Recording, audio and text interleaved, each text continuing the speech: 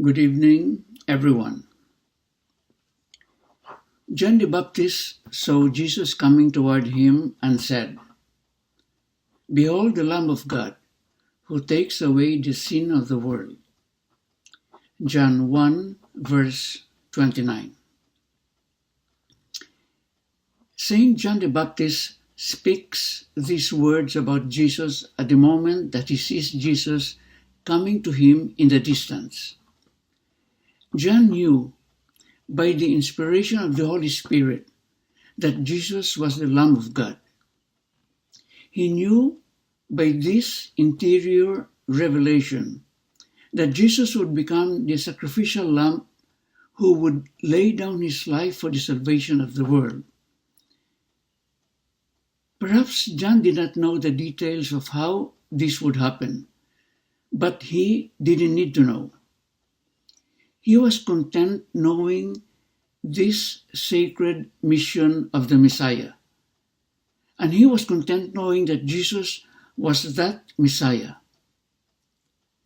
Today, as we ponder John's words, we are able to see them more clearly.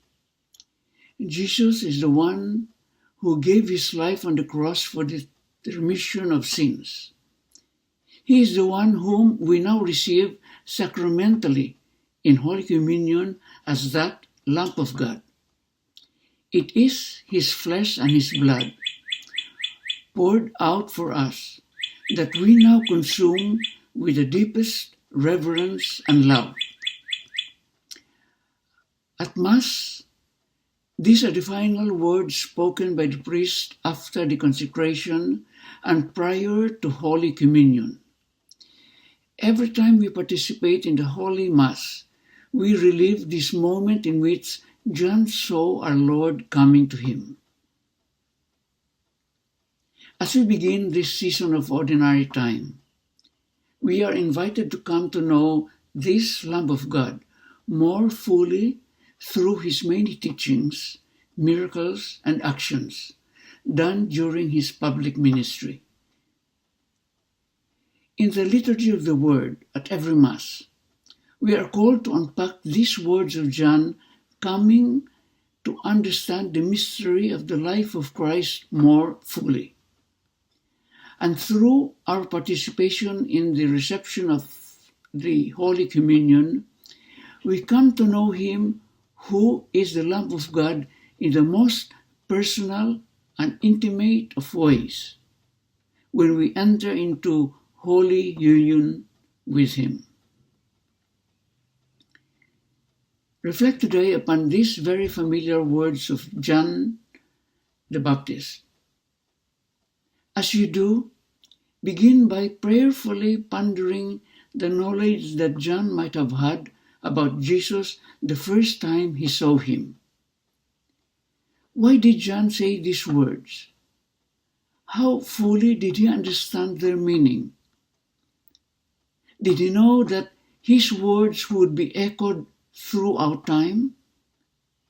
As you prayerfully ponder the interior knowledge that John might have had at that time, try also to reflect upon all that we know about these holy words. Reflect especially on the suffering and death of the Lamb of God and the way in which he has transmitted his saving sacrifice to us in Holy Communion. What a gift! What a mystery! What a joy! Behold the Lamb of God within your heart, mind, and soul, and prayerfully seek to know him more fully this day. And God bless you.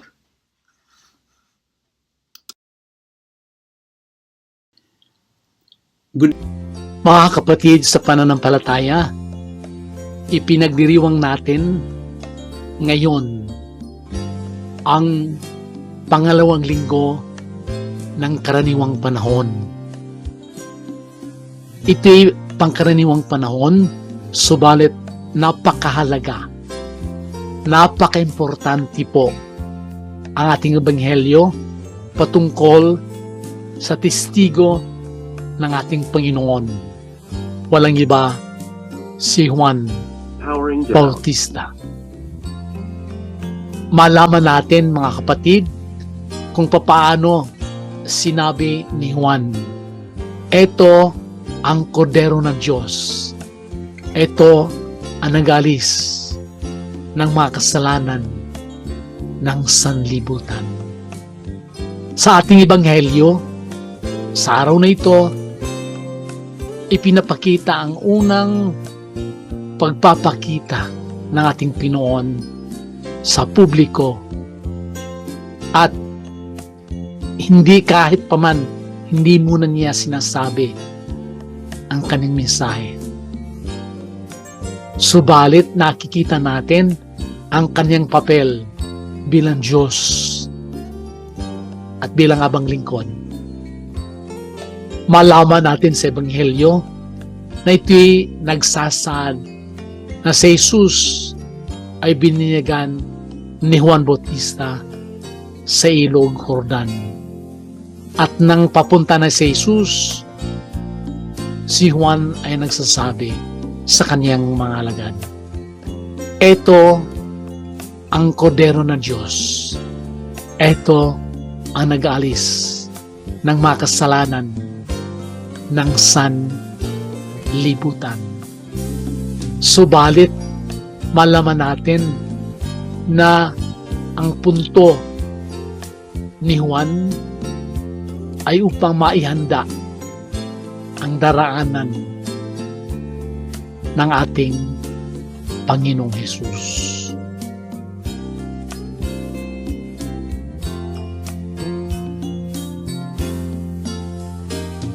Gayon pa man, mga kapatid, sa ating pagdiriwang ng pangalawang linggo sa karaniwang panahon, malalaman natin kung papaano si Juan ay nagbabahagi patungkol sa katauhan ng Diyos at ang kanyang misyon. Si Juan Bautista ay nagpipresenta sa atin bilang propeta. Siya'y nagdadala ng mabuting balita patungkol sa karya ng Diyos. Humihimok sa bawat isa na magsisi sa kanilang mga kasalanan.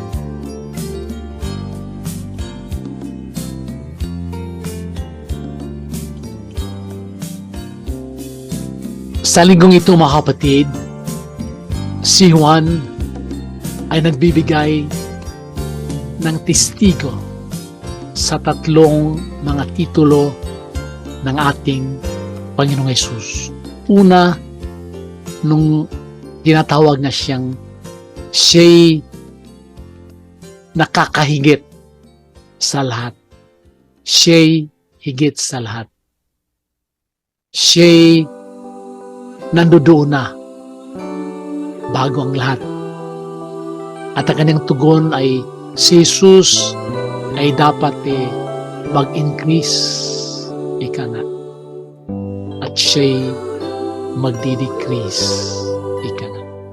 Ang pangalawa ay ang titulo na kung saan tinitignan ni Juan si Jesus at tinatawag na bihikulo ng banal na Espiritu.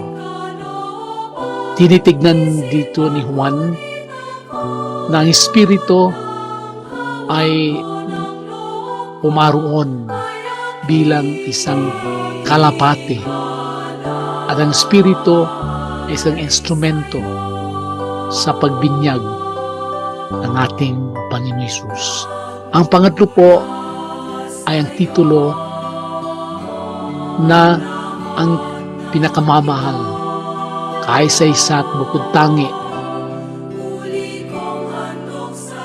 na tao kung saan bahagi ng pagkatao ng ating Panginoon ay dahil siya'y nabigyan ng misyon sa kanyang Diyos Ama. Subalit ang pinaka-importanting titulo ng ating Panginoon Hesus ay na kung saan tinatawag siya ni Juan na siya si Jesus, Kordero ng Diyos.